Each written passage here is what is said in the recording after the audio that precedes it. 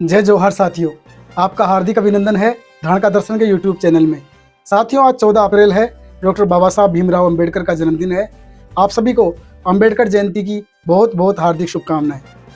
साथियों, आज के इस वीडियो में हम मुख्य रूप से डॉक्टर बाबा साहब अंबेडकर के द्वारा देश और समाज के लिए किए गए अनेक सामाजिक उपयोगी कार्यों के बारे में चर्चा करेंगे और साथ ही धाणका समाज में होने वाली अनेक घटनाओं के बारे में भी आपको जानकारी देंगे, जो सीधे तौर पर एक धाणका समाज के आम व्यक्ति को प्रभावित करती है, जिनको जानना आपके लिए बहुत आवश्यक है।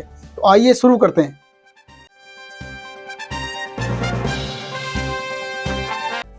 हमारा देश भारत विश्व का सबसे बड़ा लोकतंत्र कहलाता है और भारत के निर्माण में डॉक्टर बाबा साहब अंबेडकर की सबसे महत्वपूर्ण भूमिका रही है। डॉक्टर बाबा साहब अंबेडकर हमारे देश के पहले कानून मंत्री थे और उन्होंने अपने इस पद पर रहते हुए समाज के अनेक क्षेत्रों में कार्य किया। उन्होंने भारतीय रिजर्व बैंक की स्थापना में अपनी महत्वपूर्ण भूमिका निभाई। साथ ही महिला सशक्तिकरण, मजदूरों के अधिकार और हिंदू कोड बिल में भी उनकी महत्वपूर्ण भागीदारी रही। साथियों, भारतीय सेना में महार रेजिमेंट के निर्माण में भी डॉक्टर बाबा साहब अंबेडकर की बहुत ही शानदार भूमिका रही है। आइए देखते हैं।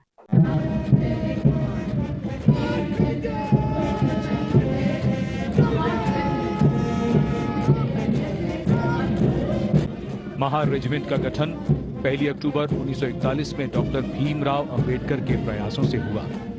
इस रेजिमेंट को परमवीर चक्र, अशोक चक्र और कई सम्मान मिल चुके हैं। रेजिमेंट का आदर्श वाक्य है, यश सिद्धि, और युद्ध घोष, बोलो हिंदुस्तान की जय।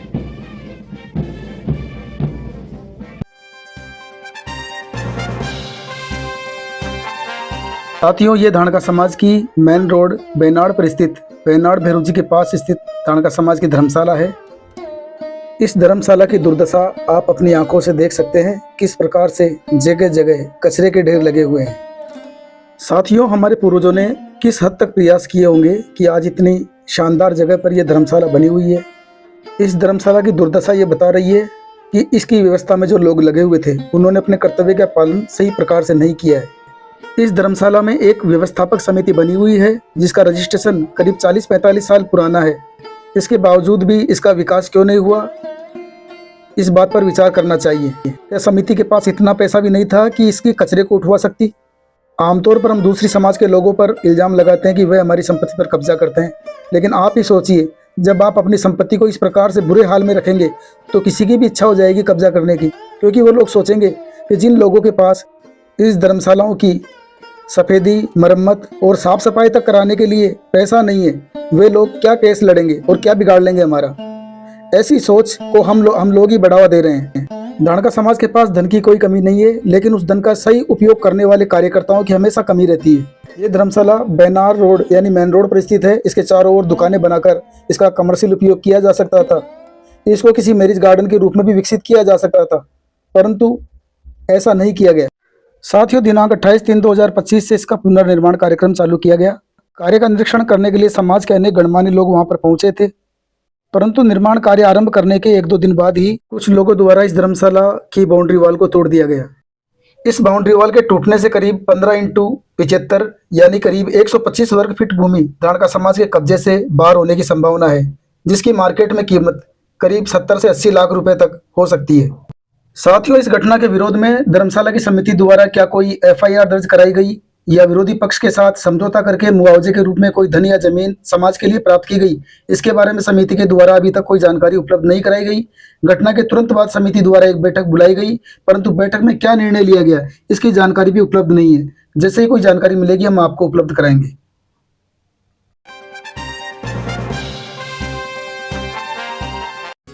साथियों, आप ये वीडियो देख रहे हैं और समझ भी रहे होंगे कि ये धाणका समाज की गोनेर धर्मशाला का वीडियो है, जिसकी जर्जर स्थिति से हमने आपको दिनांक 3/12/2024 को धाणका दर्शन चैनल पर प्रसारित वीडियो के माध्यम से अवगत कराया था। तब की और अब की वर्तमान स्थिति में आप स्पष्ट अंतर देख सकते हैं। धाणका दर्शन द्वारा जब समाज के सामने धर्मशाला की जर्जर स्थिति को उजागर किया गया तो समाज के नेताओं को शर्म आई और उन्होंने इसकी रंग सफेदी करवाकर इसे और अधिक अच्छा बनाने का प्रयास किया। हम धाणका दर्शन चैनल के माध्यम से समाज के उन नेताओं और कार्यकर्ताओं का धन्यवाद देते हैं जिन्होंने हमारे पूर्वजों द्वारा स्थापित मंदिरों और धर्मशालाओं की स्थिति को सुधारने में अपना अहम योगदान दिया है।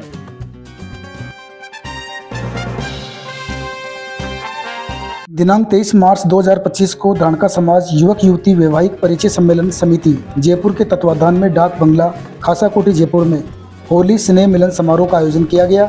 इस समारोह में समाज के अनेक गणमान्य लोगों ने भाग लिया तथा अपने विचारों से समाज को अवगत करवाया। वरिष्ठ समाज सेवी श्री घनश्याम जी जिंदल द्वारा मंच संचालन करते हुए कविता तथा छंदों के माध्यम से वक्ताओं का सम्मान किया गया। समिति के महामंत्री श्री कालूराम जी माहौर ने पधारे गए सभी अतिथियों का गुलाल लगाकर स्वागत किया। राजस्थान धानका समाज जयपुर के पूर्व महामंत्री श्री राजकिशोर धानका एडवोकेट ने समिति द्वारा किए जा रहे कार्यों की तारीफ की तथा अपनी ओर से आगामी कार्यक्रम में समिति को 11,000 रुपये भेंट देने की पेशकश की। आपका सेमिनार मजबूत रहेगा और समाज की एकता बनी रहेगी। अपने समाज का सब चैनल है धानका दर्शन, उसमें माननीय राजेंद्र जी खटक है जो गवर्नमेंट टीचर है पेशे से और ये बहुत अच्छे भजन भी गाते हैं। मैंने एक इनकी गजल सुनी है, जिंदगी है मगर पराई है। तो सर आप 2 लाइन भी अगर बोल देंगे तो बहुत अच्छा लगेगा। जिंदगी है मगर पराई,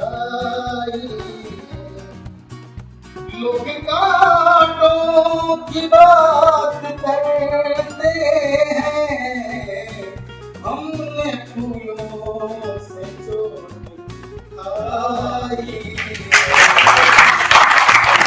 समाज के वरिष्ठ साहित्यकार श्री सोहन प्रकाश जी तंवर द्वारा भी होली संबंधी कविताओं का पाठ किया गया। साथ ही उन्होंने अपने उद्बोधन में जयपुर इस तरह का एक सर्वमान्य संगठन बनाने की बात भी कही, जिसका उपस्थित लोगों ने समर्थन किया।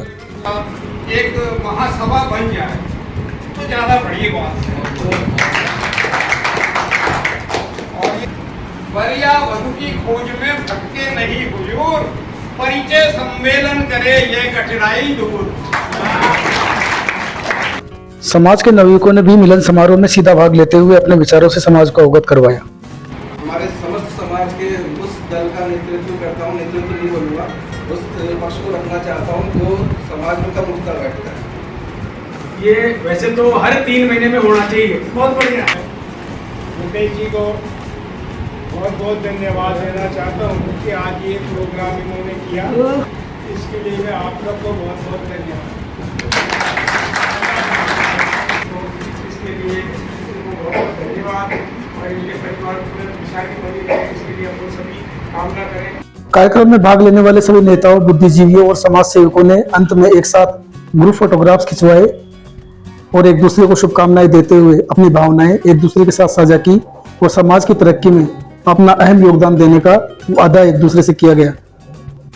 इस कार्यक्रम में वेज तथा नॉन वेज दोनों प्रकार की खाने की व्यवस्था थी, जो श्री रमेश जी परमार के द्वारा की गई है।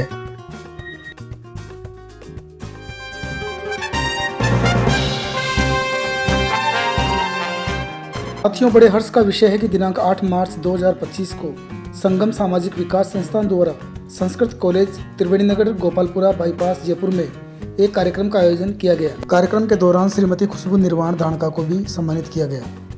इस कार्यक्रम में धानका समाज के वरिष्ठ सामाजिक कार्यकर्ता श्री गौरवराज जिंदल विशिष्ट अतिथि के रूप में आमंत्रित थे। कार्यक्रम में बालिकाओं द्वारा शिव शक्ति का नृत्य प्रस्तुत किया गया, जो अत्यंत ही मनोरम था। धानका समाज के वरिष्ठ सामाजिक कार्यकर्ता श्री गौरवराज जिंदल ने मंच से बोलते हुए महिलाओं के सामाजिक तथा राजनीतिक अधिकारों के प्रति महिलाओं को और ज्यादा जागरूक होने पर बल दिया।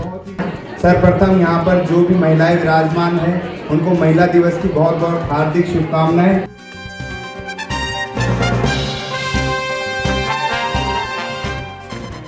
साथियों, 6 फरवरी 2025 को राजस्थान धानका समाज जयपुर के अध्यक्ष एडवोकेट श्री मुकेश वर्मा को अपेक्स यूनिवर्सिटी जयपुर द्वारा a critical analysis on child abuse and neglect in India with special reference to the POCSO act a crucial study नामक थीम के अंतर्गत डॉक्टर ऑफ फिलोसफी लॉ यानी कि पीएचडी की उपाधि प्रदान की गई है। साथियों, आमतौर पर हम बच्चों को राजनीति से दूर रहने की सलाह देते हैं ताकि उनकी पढ़ाई प्रभावित न हो, परंतु डॉक्टर मुकेश वर्मा हमारे सामने एक शानदार उदाहरण पेश करते हैं कि सामाजिक कार्यक्रमों से जुड़े रहकर भी व्यक्ति अपने अध्ययन में श्रेष्ठ प्रदर्शन कर सकते हैं। उनका परिवार एक मध्यम वर्गीय परिवार रहा है। डॉक्टर मुकेश वर्मा के पिताजी श्री बाबूलाल जी ठेला चलाने का कार्य किया करते थे। आदरणीय डॉक्टर मुकेश वर्मा ने शिक्षा के क्षेत्र में जो शानदार उपलब्धियां प्राप्त की है, इसके लिए धानका दर्शन चैनल की ओर से आपको हार्दिक बधाई एवं शुभकामनाएं।